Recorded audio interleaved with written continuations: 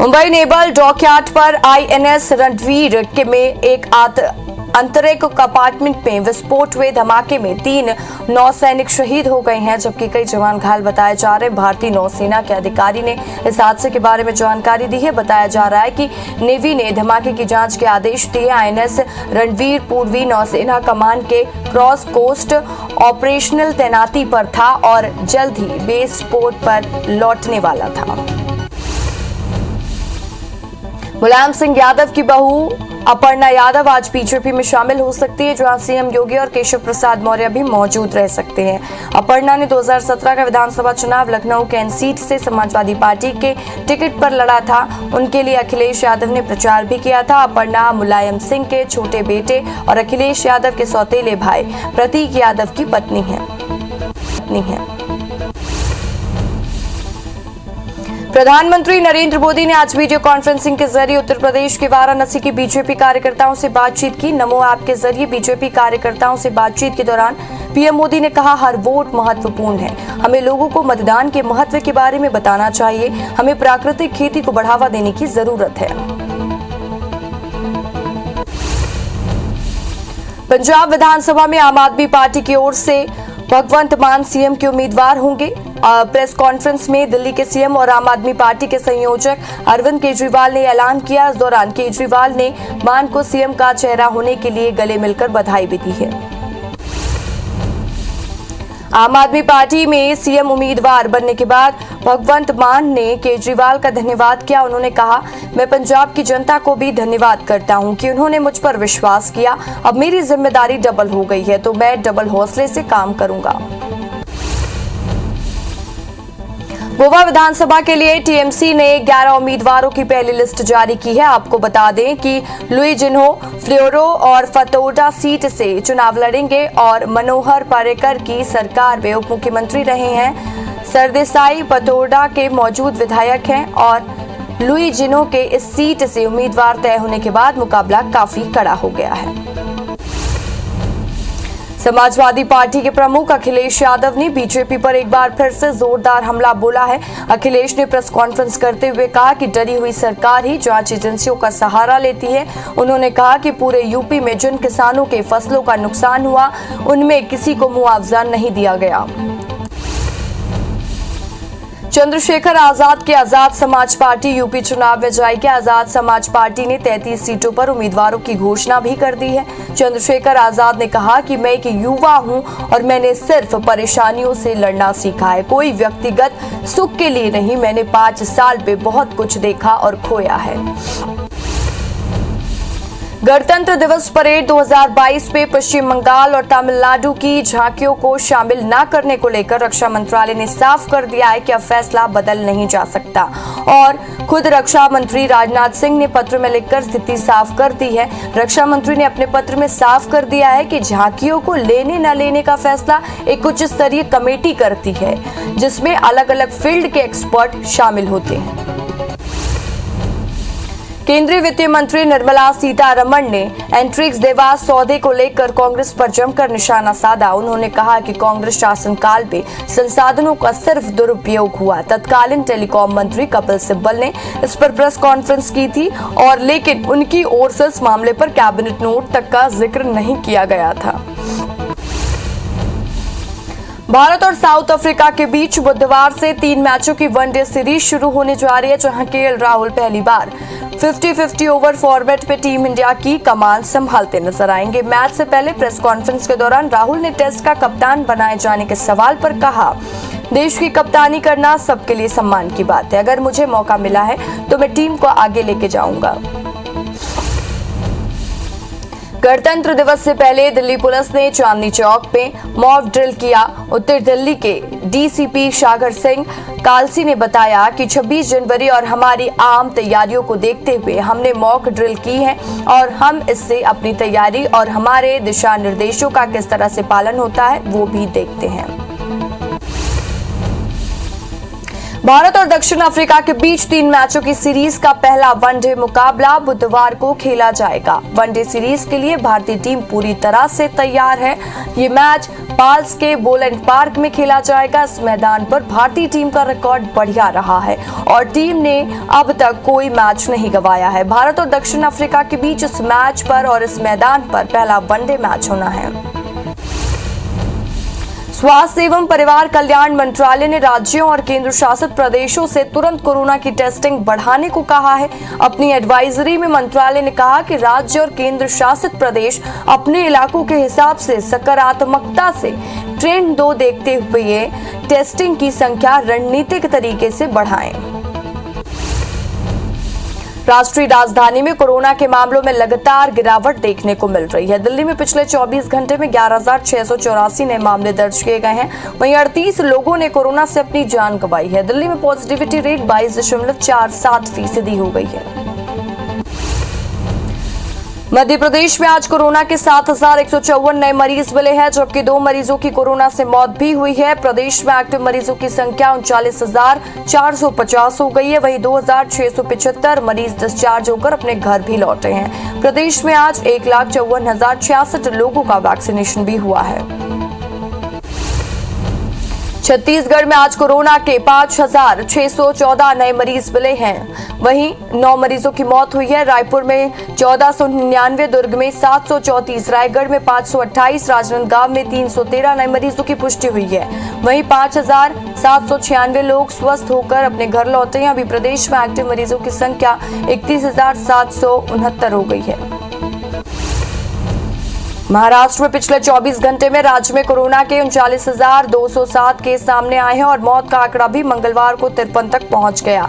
हालांकि अब तक ओमिक्रॉन का एक भी केस सामने नहीं आया। केंद्रीय स्वास्थ्य मंत्री मंडाविया ने 15 से 18 आयु वर्ग के 50% से अधिक युवाओं को वैक्सीन लगने पर खुशी जताई। 15 से 18 साल के बच्चों का वैक्सीनेशन अभियान 3 जनवरी 2022 से शुरू हुआ था। 15 से 18 साल के आयु वर्ग के अनुमानित 7.4 करोड़ आबादी है और इनमें से 3.45 करोड़ से अधिक को अब तक वैक्सीन की पहली डोज लगाई जा चुकी है। एयर इंडिया की फ्लाइट्स आज अमेरिका नहीं जाएगी। यूएस से एयरपोर्ट पर 5G टेक्नोलॉजी की शुरुआत होने का विमान का कम्युनिकेशन सिस्टम फेल होने का खतरा है और आज यदि बुधवार को एयर इंडिया की उड़ानें अमेरिका नहीं जाएंगी। एयर इंडिया ने ट्वीट करके इसकी जानकारी बुधवार को New York, San Francisco, Chicago, New Jersey की उड़ानें संचालित नहीं होंगी। सीएम भूपेश बघेल उत्तर प्रदेश के दौरे पर है, जहां वो लगातार कांग्रेस के लिए प्रचार कर रहे हैं। वहीं आज दोपहर 3 बजे सीएम लखनऊ में प्रेस कॉन्फ्रेंस करेंगे। इसके बाद शाम तक रायपुर लौटेंगे। सीएम भूपेश ने मंगलवार को मथुरा में डोर टू डोर कैंपेन किया था। वहीं नोएडा की विधानसभाओं में भी प्रचार कर चुके हैं। मध्य प्रदेश में कॉलेज की परीक्षाएं ऑफलाइन ही कराई जाएंगी। प्रदेश में उच्च शिक्षा मंत्री मोहन यादव ने कुलपतियों के साथ परीक्षा को लेकर बैठक की, जिसके बाद सभी कुलपतियों ने कहा कि ऑफलाइन परीक्षा की पूरी तैयारी की जा चुकी है, जिसमें किसी तरह की कोई परेशानी नहीं होगी। अब छात्रों को कॉलेज और यूनिवर्सिटी में जाकर ही परीक्षा देना होगा। कोरोना के बढ़ते संक्रमण के बीच हाईकोर्ट ने देवी अहिल्या विश्वविद्यालय की ऑफलाइन परीक्षा पर रोक लगाने से इनकार कर दिया है। कोर्ट ने फैसला सुनाया कि कोविड के पूरे प्रोटोकॉल का पालन करते हुए परीक्षा कराई जाए और इसके अलावा हाईकोर्ट ने यह भी निर्देश दिया है कि विद्यार्थी कोरोना संक्रमण के कारण से परीक्षा से वंचित होगा, उसकी अलग से परीक्षा आयोजित की जाए। एमपी में कॉलेज और विश्वविद्यालय में ऑफलाइन परीक्षाओं का विरोध तेज हो गया है। भोपाल के सरोजनी नायडू गर्ल्स कॉलेज के छात्रों ने उच्च शिक्षा मंत्री मोहन यादव के बंगले का घेराव किया और मंत्री से मिलने की जिद पर धरने पर बैठ गईं और जिसके बाद मोहन यादव ने छात्रों से मुलाकात की और उनकी बात सुनी। ऑनलाइन परीक्षा आयोजित करने की मांग को लेकर सरकार और उच्च शिक्षा मंत्री डॉक्टर मोहन यादव की सद्बुद्धि के लिए एनएसयूआई कार्यकर्ताओं ने यज्ञ कर विरोध जताया। एनएसयूआई का कहना है कि बढ़ते संक्रमण को छात्र हित में ध्यान में रखते हुए ऑनलाइन परीक्षा करानी चाहिए। भोपाल में शिवराज कैबिनेट की बैठक में कई अहम प्रस्तावों को मंजूरी मिली है, जिसमें घरेलू हिंसा से पीड़ित महिलाओं को 2 लाख सहायता राशि दी जाएगी। अब नई शराब दुकानें नहीं खुलेंगी। इसके साथ कैबिनेट में ग्रामीण भू स्वामित्व योजना शहरी क्षेत्र में लागू जैसे कई फैसले लिए गए हैं। भोपाल में कमलनाथ के घर कांग्रेस की अहम बैठक हुई, जिसमें तय हुआ कि कांग्रेस फरवरी से घर घर चलो अभियान चलाएगी। यह अभियान 1 फरवरी से 28 फरवरी तक चलेगा। इसमें नेता कांग्रेस से लोगों को जोड़कर विचारधारा से सबको अवगत कराएंगे। इस दौरान कमलनाथ ने कहा, अगर हमने संगठन मजबूत नहीं किया तो यूपी की राह पर चले जाएंगे। कांग्रेस आलाकमान ने छत्तीसगढ़ कांग्रेस को 31 मार्च तक 10 लाख सदस्य बनाने का टारगेट दिया। पीसीसी चीफ मोहन मरकाम ने यूथ कांग्रेस, एनएसयूआई, महिला कांग्रेस समेत सभी विंग को ज्यादा से ज्यादा लोगों को कांग्रेस से जोड़ने को कहा है। केवल युवा कांग्रेस को ही 2.5 लाख नए सदस्य बनाने का टारगेट मिला। इस अभियान के तहत कांग्रेस 2 महीने में 3 लाख सदस्य बना चुकी है, जबकि 7 लाख सदस्य बनाने का टारगेट दिया गया है। निलंबित आईपीएस जीपी सिंह की जमानत याचिका खारिज करते हुए कोर्ट ने उन्हें 14 दिन की न्यायिक रिमांड पर जेल भेज दिया है।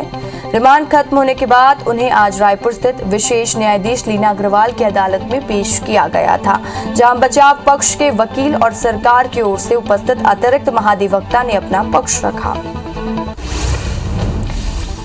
बीजापुर के ग्राउंड जवानों और नक्सलियों के बीच में मुठभेड़ हुई, जिसमें उसूर इलाके के जंगलों में 4 नक्सलियों की मौत की पुष्टि हुई है। इसमें मोस्ट वांटेड नक्सली सुधाकर की मौत हुई है। मुठभेड़ के दौरान ग्राउंड का एक जवान घायल हुआ है। घायल जवान को वारंगल के लिए एयरलिफ्ट किया गया है।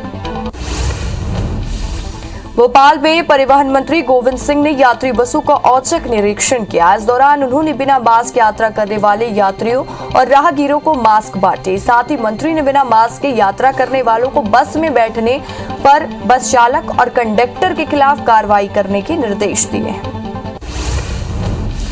मध्य प्रदेश शासन के मंत्री गौरीशंकर बिसेन दमोह पहुंचे, जहां बीजेपी पदाधिकारियों और कार्यकर्ताओं से मुलाकात की। साथ ही मंत्री गौरीशंकर कलेक्ट्रेट के सभा कक्ष में पिछड़े वर्ग कल्याण आयोग की समीक्षा बैठक में शामिल हुए। इस दौरान मंत्री बिसेन ने बताया कि प्रदेश सरकार पंचायत चुनाव को लेकर पहले मतदाताओं की गणना कराएगी।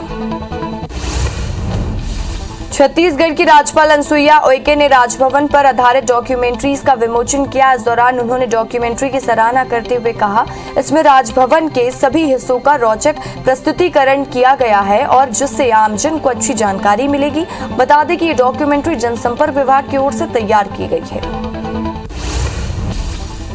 छत्तीसगढ़ के शराब बिक्री की मॉडल की झारखंड पे तारीफ वाले आबकारी मंत्री कवासी लखमा के बयान पर भाजपा प्रवक्ता संजय श्रीवास्तव ने कहा कि आबकारी मंत्री का ये बयान सिद्ध करता है कि कांग्रेस की सरकार शराब बिक्री को लेकर बहुत उत्साहित है।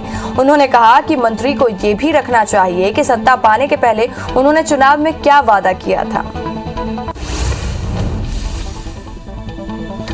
ग्वालियर के हजीरा इलाके में सब्जी मंडी को हटाने के विरोध में लगातार 4 दिनों से प्रदर्शन जारी है। आज धरने के दौरान सुंदरकांड का भी आयोजन किया गया। मामले में कारोबारियों का कहना है कि जिस स्थान पर वो दुकान लगाते वो अतिक्रमण पे नहीं आता है, जिसके बावजूद प्रशासन ने उनकी दुकानों पर बुलडोजर चला दिया। राजनांदगांव की 32 आरा मिलों को बंद करने के खिलाफ हाईकोर्ट में याचिका दायर की गई है, जिस पर सुनवाई करते हुए हाईकोर्ट ने केंद्र राज्य सरकार समेत सचिव वन को नोटिस जारी कर जवाब मांगा है। बता दें कि याचिका में कहा गया था कि इन मिलों की डिस्टेंसिंग की वजह से सुप्रीम कोर्ट की गाइडलाइन का उल्लंघन हो रहा है। जांजगीर क्षेत्र के अटल बिहारी ताप विद्युत गृह में 2 जनवरी को हुई तोड़फोड़ और आगजनी की घटना को बीजेपी ने दुर्भाग्यपूर्ण बताया और इस पूरे मामले की न्यायिक जांच की मांग की। बता दें कि तोड़फोड़ के मामले में 400 से ज्यादा लोगों पर एफआईआर दर्ज किया गया है, जबकि अब तक 19 लोगों की गिरफ्तारी हुई है। सुकमा के मार्जम इलाके में डीआरजी जवानों के साथ नक्सलियों की मुठभेड़ हुई है। मुठभेड़ के दौरान मारी गई महिला नक्सली का शव भी बरामद किया गया। दंतेवाड़ा, सुकमा और बस्तर जिले से डीआरजी जवान विशेष ऑपरेशन में निकले हुए थे, जहां मार्जम इलाके में जवानों ने नक्सलियों से मुठभेड़ की है। मारी गई महिला नक्सली की शिनाख्त मुन्नी के रूप में हुई है, जो उस इलाके के एलजीएस कमांडर बताई जा रही है। ग्वालियर के मोहना थाना क्षेत्र में 2 गांवों में फूड पॉइजनिंग से 70 से ज्यादा लोग बीमार हो गए। इनमें से एक बच्चा गंभीर रूप से घायल है। गंभीर होने की वजह से जिसे ग्वालियर रेफर किया गया। घटना के बाद सीएमएचओ कार्यालय से स्वास्थ्य विभाग की टीम दोनों गांव पहुंची, जहां घटना की जांच पड़ताल की जा रही है। मुंबई नेवल डॉकयार्ड पर आईएनएस रणवीर में एक आंतरिक कंपार्टमेंट में विस्फोट हुए धमाके में 3 नौसैनिक शहीद हो गए हैं, जबकि कई जवान घायल बताए जा रहे हैं। भारतीय नौसेना के अधिकारी ने इस हादसे के बारे में जानकारी दी है। बताया जा रहा है कि नेवी में धमाके की जांच के आदेश दिए। आईएनएस रणवीर पूर्वी नौसेना कमान के क्रॉस कोस्ट ऑपरेशनल तैनाती पर था और जल्द ही बेस पोर्ट पर लौटने वाला था।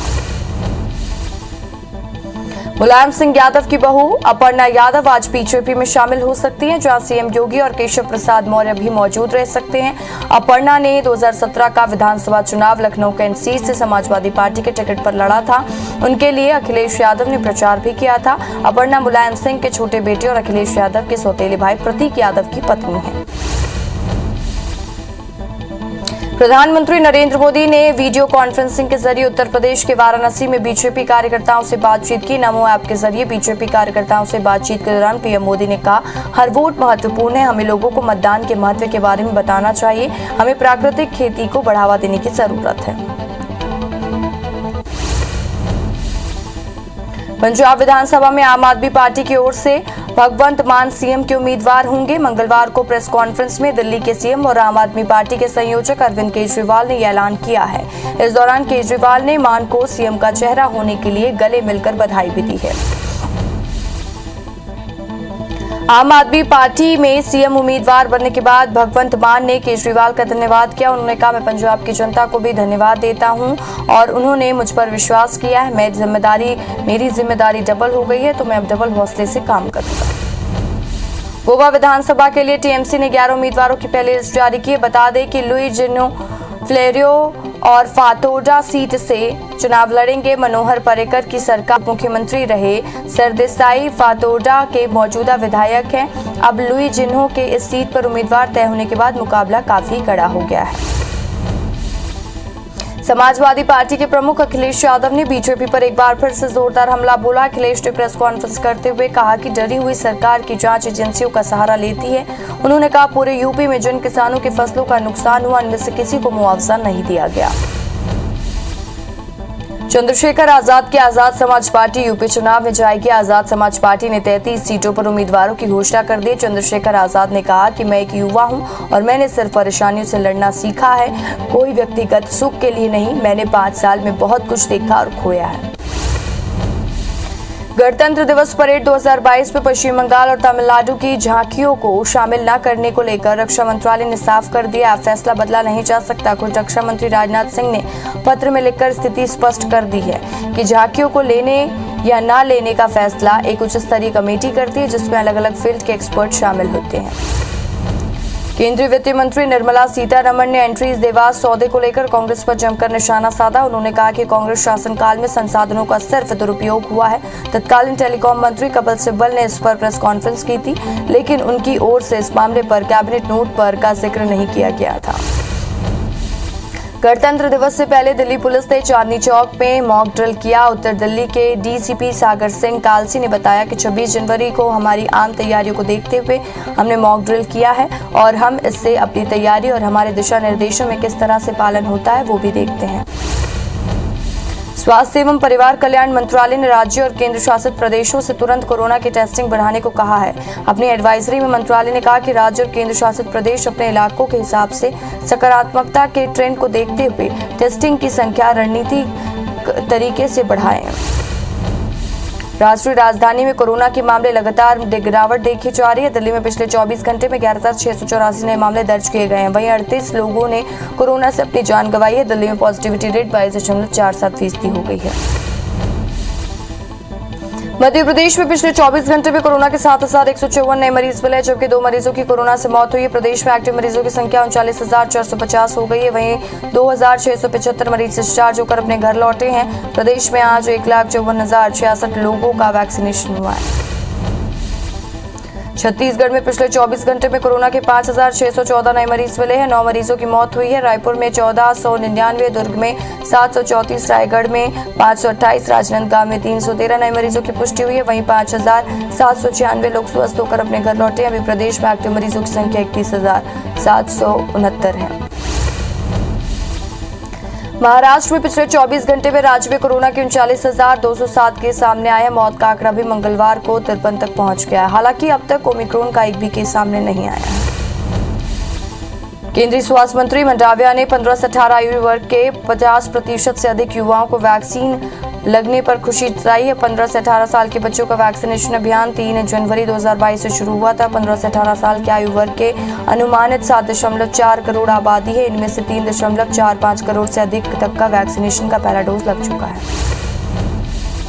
एयर इंडिया की फ्लाइट से आज अमेरिका नहीं जाएगी। यूएस एयरपोर्ट पर 5G टेक्नोलॉजी की शुरुआत होने का विमान का कम्युनिकेशन सिस्टम फेल होने का खतरा है। आज यानी बुधवार को एयर इंडिया की उड़ानें अमेरिका नहीं जाएंगी। एयर इंडिया ने ट्वीट करके कहा है कि बुधवार को New York, San Francisco, Chicago, New Jersey की उड़ानें संचालित नहीं होंगी।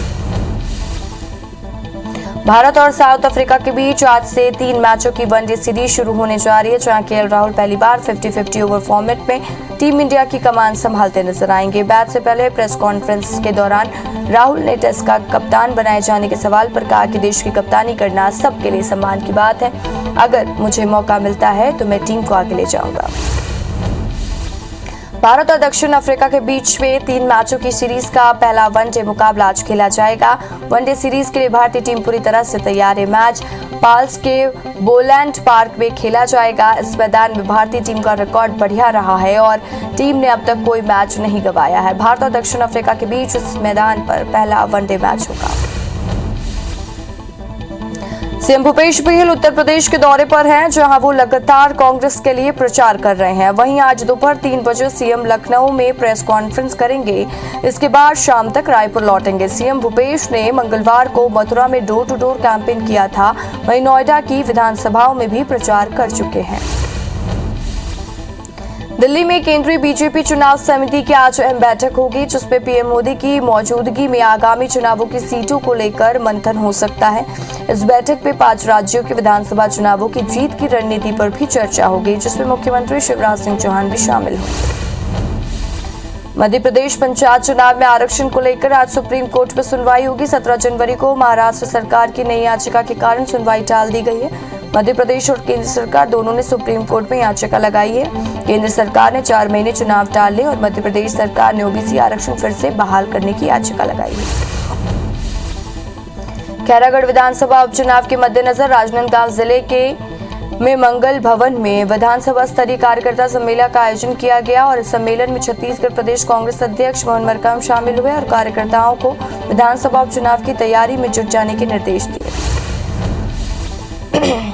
मध्य प्रदेश में कॉलेज की परीक्षाएं ऑफलाइन कराई जाएंगी। प्रदेश के उच्च शिक्षा मंत्री मोहन यादव ने कुलपतियों के साथ परीक्षा को लेकर बैठक की, जिसके बाद सभी कुलपतियों ने कहा ऑफलाइन परीक्षा की पूरी तैयारी की जा चुकी है, जिसमें किसी तरह की कोई परेशानी नहीं होगी। अब छात्रों को कॉलेज और यूनिवर्सिटी में जाकर ही परीक्षा देना होगा। कोरोना के बढ़ते संक्रमण के बीच हाईकोर्ट ने देवी अहिल्या विश्वविद्यालय की ऑफलाइन परीक्षा पर रोक लगाने से इनकार कर दिया। कोर्ट ने फैसला सुनाया कि कोविड के पूरे प्रोटोकॉल का पालन करते हुए परीक्षा कराई जाए। इसके अलावा हाईकोर्ट ने यह भी निर्देश दिया कि जो भी विद्यार्थी कोरोना संक्रमण के कारण से परीक्षा से वंचित होगा, उसकी अलग से परीक्षा आयोजित की जाए। मध्य प्रदेश में कॉलेज और विश्वविद्यालय में ऑफलाइन परीक्षा का विरोध तेज हो गया। भोपाल की सरोजनी नायडू गर्ल्स कॉलेज के छात्रों ने उच्च शिक्षा मंत्री मोहन यादव के बंगले का घेराव किया और मंत्री से मिलने जिद करने उनके घर पर बैठ के और जिसके बाद मोहन यादव ने छात्रों से मुलाकात कर उनकी बात सुनी। ऑनलाइन परीक्षा आयोजित करने की मांग को लेकर सरकार और उच्च शिक्षा मंत्री डॉक्टर मोहन यादव की सद्बुद्धि के लिए एनएसयूआई कार्यकर्ताओं ने यककर विरोध जताया। एनएसयूआई का कहना है कि बढ़ते संक्रमण को छात्र हित में ध्यान में रखते हुए ऑनलाइन परीक्षा करना चाहिए। भोपाल में शिवराज कैबिनेट की बैठक में कई अहम प्रस्तावों को मंजूरी मिली है, जिसमें घरेलू हिंसा से पीड़ित महिलाओं को 2 लाख सहायता राशि दी जाएगी। अब नई शराब दुकानें नहीं खुलेंगी। इसके साथ कैबिनेट में ग्रामीण भू स्वामित्व योजना शहरी क्षेत्र में लागू जैसे कई फैसले लिए गए। भोपाल में कमलनाथ के घर कांग्रेस की अहम बैठक हुई, जिसमें तय हुआ कि कांग्रेस फरवरी से घर चलो घर घर चलो अभियान चलाएगी। अभियान 1 फरवरी से 28 फरवरी तक चलेगा। इसमें नेता कांग्रेस से लोगों को जोड़कर विचारधारा से सबको अवगत कराएंगे। इस दौरान कमलनाथ ने कहा, अगर हमने संगठन मजबूत नहीं किया तो यूपी की राह पर चले जाएंगे। कांग्रेस आला कमान ने छत्तीसगढ़ कांग्रेस को 31 मार्च तक 10 लाख सदस्य बनाने का टारगेट दिया। पीसीसी चीफ मोहन मरकाम ने यूथ कांग्रेस, एनएसयूआई, महिला कांग्रेस समेत सभी विंग को ज्यादा से ज्यादा लोगों को कांग्रेस से जोड़ने को कहा है कि और केवल युवा कांग्रेस को ही 2.5 लाख नए सदस्य बनाने का टारगेट मिला। इस अभियान के तहत कांग्रेस 2 महीने में 3 लाख सदस्य बना चुकी है, जबकि 7 लाख सदस्य बनाने का टारगेट दिया गया है। निलंबित आईपीएस जीपी सिंह की जमानत याचिका खारिज करते हुए कोर्ट ने उन्हें 14 दिन की न्यायिक रिमांड पर जेल भेज दिया। रिमांड खत्म होने के बाद उन्हें रायपुर स्थित विशेष न्यायाधीश लीना अग्रवाल की अदालत में पेश किया गया था, जहां बचाव पक्ष के वकील और सरकार की ओर से उपस्थित अतिरिक्त महाधिवक्ता ने अपना पक्ष रखा है। बीजापुर में ग्रेहाउंड जवानों और नक्सलियों के बीच में मुठभेड़ में 4 नक्सलियों की मौत की पुष्टि हुई है। इसमें मोस्ट वांटेड नक्सली सुधाकर की मौत हुई है। मुठभेड़ के दौरान ग्रेहाउंड का एक जवान भी घायल हुआ है। घायल जवान को वारंगल के लिए एयरलिफ्ट किया गया है। भोपाल में परिवहन मंत्री गोविंद सिंह ने यात्री बसों का औचक निरीक्षण किया। इस दौरान उन्होंने बिना मास्क यात्रा करने वाले यात्रियों और राहगीरों को मास्क बांटे। साथ ही मंत्री ने बिना मास्क के यात्रा करने वालों को बस में बैठाने पर बस चालक और कंडक्टर के खिलाफ कार्रवाई करने के निर्देश दिए। मध्य प्रदेश शासन के मंत्री गौरीशंकर बिसेन दमोह पहुंचे, जहां बीजेपी पदाधिकारियों और कार्यकर्ताओं से मुलाकात की। साथ ही मंत्री गौरीशंकर कलेक्ट्रेट के सभा कक्ष में पिछड़े वर्ग कल्याण आयोग की समीक्षा बैठक में शामिल हुए। इस दौरान मंत्री बिसेन ने बताया कि प्रदेश सरकार पंचायत चुनाव को लेकर पहले मतदाताओं की गणना कराएगी। छत्तीसगढ़ की राज्यपाल अनुसुईया उइके ने राजभवन पर आधारित डॉक्यूमेंट्री का विमोचन किया। इस दौरान उन्होंने डॉक्यूमेंट्री की सराहना करते हुए कहा कि इसमें राजभवन के सभी हिस्सों का औचक और रोचक प्रस्तुतिकरण किया गया है, जिससे आमजन को अच्छी जानकारी मिलेगी। बता दें कि डॉक्यूमेंट्री जनसंपर्क विभाग की ओर से तैयार की गई है। छत्तीसगढ़ की शराब बिक्री के मॉडल की झारखंड में तारीफ वाले आबकारी मंत्री कवासी लखमा के बयान पर भाजपा प्रवक्ता संजय श्रीवास्तव ने कहा कि आबकारी मंत्री का ये बयान सिद्ध करता है कि कांग्रेस की सरकार शराब बिक्री को लेकर बहुत उत्साहित है। उन्होंने कहा कि मंत्री को ये भी रखना चाहिए कि सत्ता पाने के पहले उन्होंने चुनाव में क्या वादा किया था। ग्वालियर के हजीरा इलाके में सब्जी मंडी को हटाने के विरोध में लगातार 4 दिनों से प्रदर्शन जारी। आज धरने के दौरान सुंदरकांड का भी आयोजन किया गया। मामले में कारोबारियों का कहना है कि जिस स्थान पर वो दुकान लगाते हैं वो अतिक्रमण में नहीं आता है, जिसके बावजूद प्रशासन ने उनकी दुकानों पर बुलडोजर चला दिया। राजनांदगांव की 32 आरा मिलों को बंद करने के खिलाफ हाईकोर्ट में याचिका दायर की गई है, जिस पर सुनवाई करते हुए हाईकोर्ट ने केंद्र राज्य सरकार समेत सचिव वन को नोटिस जारी कर दिया और जवाब मांगा। बता दें कि याचिका में कहा गया था कि इन मिलों की डिस्टेंसिंग की वजह से सुप्रीम कोर्ट की गाइडलाइन का उल्लंघन हो रहा है। जांजगीर क्षेत्र में अटल बिहारी ताप विद्युत गृह में 2 जनवरी को हुई तोड़फोड़ और आगजनी की घटना को बीजेपी ने दुर्भाग्यपूर्ण और इस पूरे मामले में न्यायिक जांच की मांग की। बता दें कि तोड़फोड़ के मामले में 400 से ज्यादा लोगों पर एफआईआर दर्ज किया गया, जबकि अब तक 19 लोगों की गिरफ्तारी हो पाई है। रायपुर में हवाई यात्रा करने वाले यात्रियों की संख्या आधी हो गई है। कोरोना के डर के कारण लोग यात्रा नहीं कर रहे हैं, जिसकी वजह से एक हफ्ते में 44% हवाई यात्री घटे हैं। वहीं उड़ानों के संचालन में भी 24% की कमी आई है। बहुत जरूरी होने पर ही लोग यात्रा कर रहे हैं। सुकमा में मारजूम इलाके में डीआरजी जवानों के साथ नक्सलियों की मुठभेड़ हुई है। मुठभेड़ के दौरान मारी गई महिला नक्सली का शव भी बरामद किया गया। दंतेवाड़ा सुकमा के बस्तर जिले के डीआरजी जवान विशेष ऑपरेशन में निकले थे, जहां मारजूम इलाके में जवानों की नक्सलियों से मुठभेड़ हो गई। मारी गई महिला नक्सली की शिनाख्त मुन्नी के रूप में हुई है, जो उस इलाके की एलजीएस कमांडर बताई जा रही है। छत्तीसगढ़ में मौसम साफ होते ही धान खरीदी में तेजी आ गई है। एक ही दिन में 43,000 किसानों ने धान बेचा है, जिसकी वजह से एक दिन में 2 लाख टन की धान खरीदी हुई है। वहीं अब तक 71.37 हजार धान खरीदी हो चुकी है। प्रदेश में सभी 2,484 धान खरीदी केंद्र में धान खरीदी शुरू हुई है। ग्वालियर के मोहना थाना क्षेत्र में 2 गांवों में फूड पॉइजनिंग से 70 से ज्यादा लोग बीमार हो गए। इनमें से एक बच्चा गंभीर है, जिसे ग्वालियर रेफर किया गया। घटना के बाद सीएमएचओ कार्यालय से स्वास्थ्य विभाग की टीम दोनों गांव पहुंची, जहां घटना की जांच पड़ताल की जा रही है।